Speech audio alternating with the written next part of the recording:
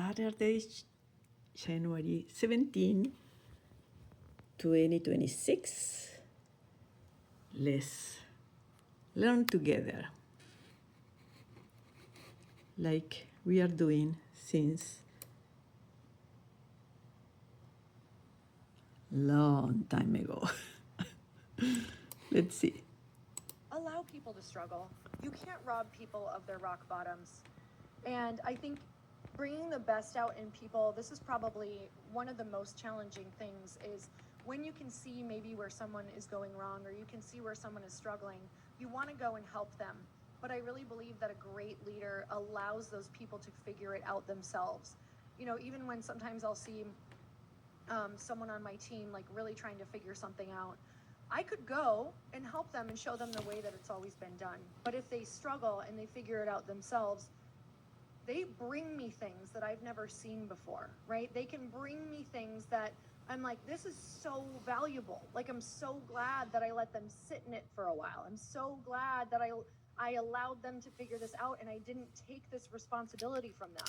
So it can look so many different ways, right? It can look like a struggle.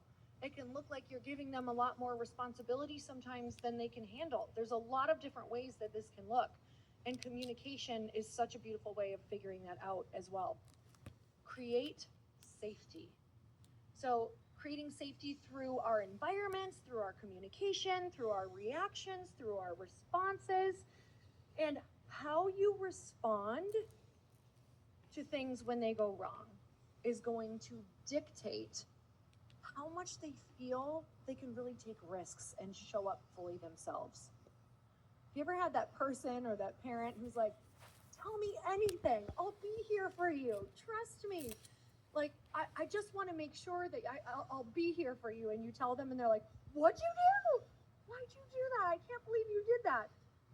And what does that do? It literally shuts you down, right? You're never going to take that risk again. You're never going to go to that person again. You're going to play it safe or you're going to hide. And it's funny, I was talking to somebody recently, and this person's kids, I don't want to say who it is, but this person's kids are literally, I think, in my personal opinion, I'm like, man, if I could just raise my family that way and I had those kids, like, I'm doing something right. So I was like, what did you do? And she was like, you know, I don't want to give parenting advice, but I will say that I always was a safe person to bring anything to. And despite wanting to react and say, I can't believe you did that. That was the dumbest thing you've ever done. You could have hurt yourself. You could have harmed other people.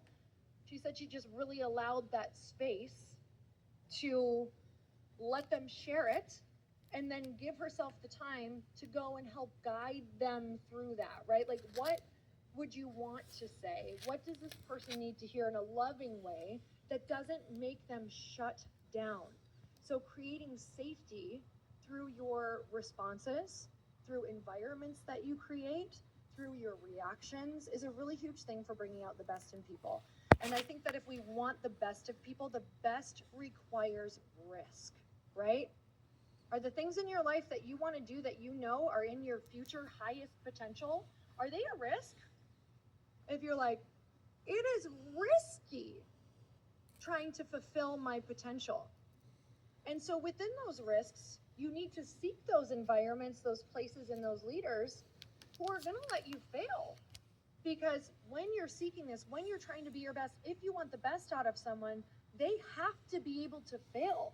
So cultivate an environment where failure is acceptable. It's not just acceptable, it's actually talked about and expected. I talk about this, my chief of staff is freaking amazing. And I see so much in her. I actually talk to her as the person I already see. And I had a conversation with her because I noticed that she was nervous around certain things, except she's so capable. And I said to her, I fully expect you to fail. I fully expect you're going to make big mistakes. I know that there's going to be things that you don't want to bring to me where maybe you've lost money for the company or whatever that looks like. But I said, that is the risk that I'm taking in wanting you to show up as the best version of you and the best leader, because I trust you. I know that your intention is there. I know that you have these incredible capabilities. I see what is possible for you, and we're not going to get there unless you do these things. And to be honest, I tell her, I'm like, if it wasn't you, it'd be me making the mistakes. So we're all making these mistakes together. and cultivating that space where it's really safe. Be persistent, have patience, and have patience because this takes time. Whenever you're thinking about bringing out the best in different people or relationship that you're like, oh, this is taking so much time for me to really focus on the best part of my spouse or the best part of, you know, my mom or my in-laws or whatever it is that you're really focusing on, these relationships take a lot of time, or cultivating this space where you're really focusing on bringing out the best in people. And it's going to require you to show up over and over and over in those challenges as a leader, where you are, you know, asking the questions and creating the environments and controlling your responses. And it's just knowing that they're going to take time. I think this is a huge one. Just want to share this one quick. Recognition. What gets recognized gets repeated. What gets recognized gets repeated. And if there's something that you love with someone that they're doing, right? It's like taking that spotlight and putting it back on those other things. Call out all the things that you love over and over, even if they were tiny.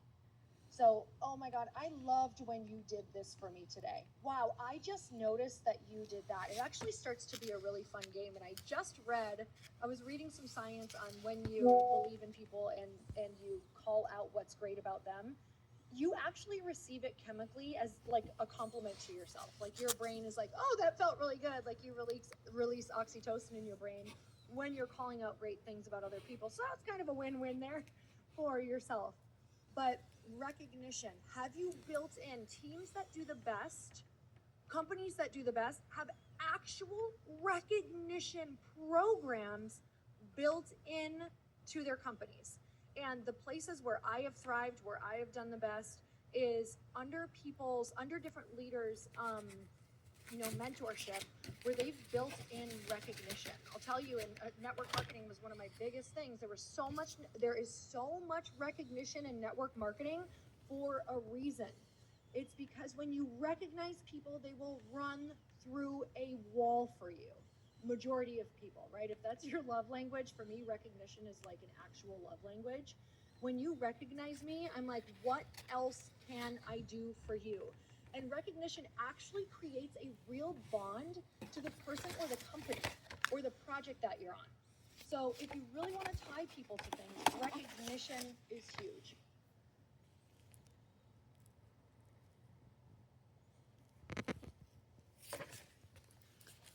Thank you, thank you, thank you, thank you, thank you.